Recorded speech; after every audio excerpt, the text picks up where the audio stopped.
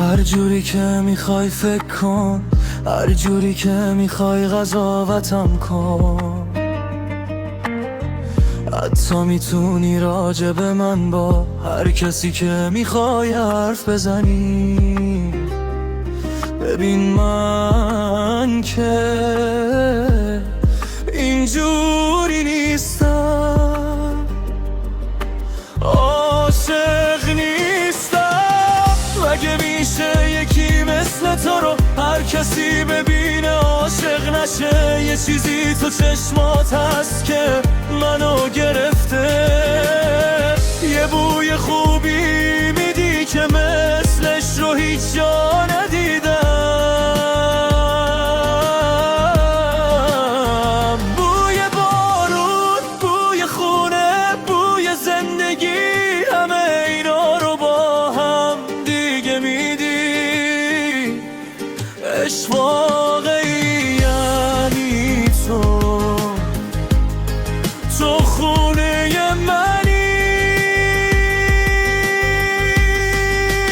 بوی خونه میدی، هیچ کس مثل تو نمیتونه تونه زندگی من خوشبو باشه. این خوشبو بودنه تو با همه اینا فرق میکنه. بوی خوب میدی، این یه جمله دیگه. تو خونه منی.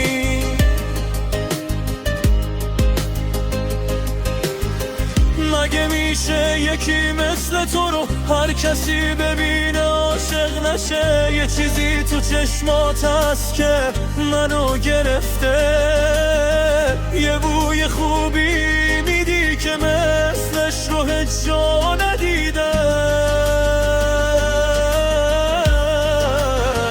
بوی بارون، بوی خونه، بوی زندگی، همه اینا رو با هم دیگه میدی. عشق واقعی یعنی تو خونه منی. بوی خونه میدی، هیچ کس مثل تو نمیتونه تو زندگی من خوشبو باشه. این خوشبو بودنه تو با همه اینا فرق میکنه. بوی خون میدی، این یه جمله دیگه. تو خونه منی، تو